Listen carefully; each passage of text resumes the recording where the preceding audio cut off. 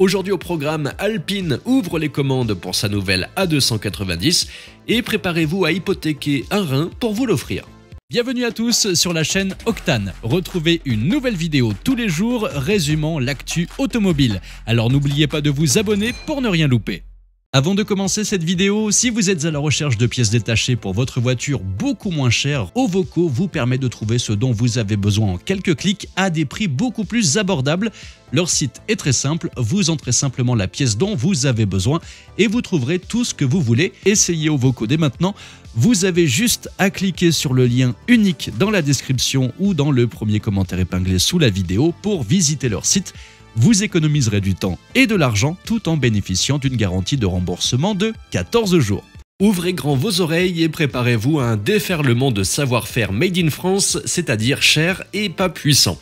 En effet, les commandes de la nouvelle petite bombe d'Alpine, l'A290, sont ouvertes. Au menu 2 puissances, 4 niveaux de finition et une série limitée première édition qui vous coûtera un bras, une jambe et votre dignité.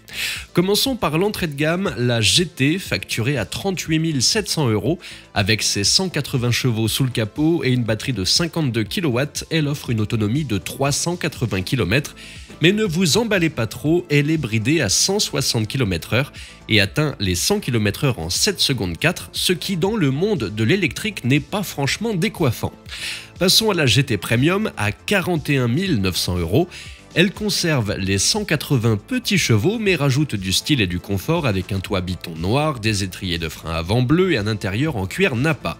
Et si jamais votre smartphone crie famine, un chargeur par induction est là pour lui redonner vie, car oui, il n'est même pas intégré dans la version de base. Maintenant, voici la GT Performance avec un électromoteur de 220 chevaux. La vitesse maxi grimpe à un exceptionnel 170 km/h et atteint les 100 km/h en 6 secondes 4.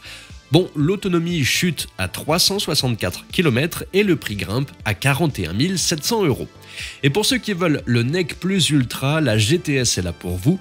Elle combine tous les équipements luxueux de la GT Premium, mais avec le moteur de la GT Performance de 220 chevaux. Mais préparez votre portefeuille, il faudra lâcher 44 700 €. Enfin, pour les vrais aficionados, Alpine propose la première édition, limitée à 1955 exemplaires.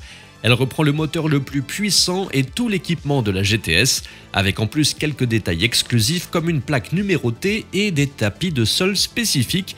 Le prix de cette exclusivité, 46 200 €, rien que ça.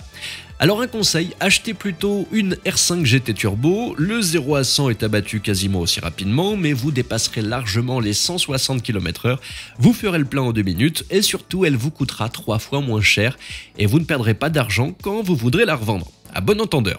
Mais dites-moi dans les commentaires, trouvez-vous les tarifs de cette Alpine cohérents ou complètement délirants ?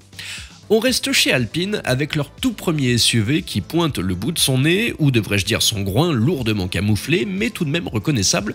Regardons de plus près cette bête 100% électrique, une proue plongeante égale B, un profil fastback et une poupe coupée comme si un boucher avait décidé de s'essayer à la carrosserie automobile. Pour les amateurs de détails, on remarque des projecteurs si bas qu'on dirait qu'ils cherchent des truffes, un petit spoiler sur le coffre et des feux arrière fins donnant au postérieur des airs de grosse A110. L'Alpine A390 se base sur la plateforme CMF EV partagée avec les Renault Mégane et Scénic E-Tech, dont le train arrière a été entièrement revu pour accueillir 2 moteurs et un troisième sera logé à l'avant avec une puissance combinée qui devrait dépasser les 400 chevaux.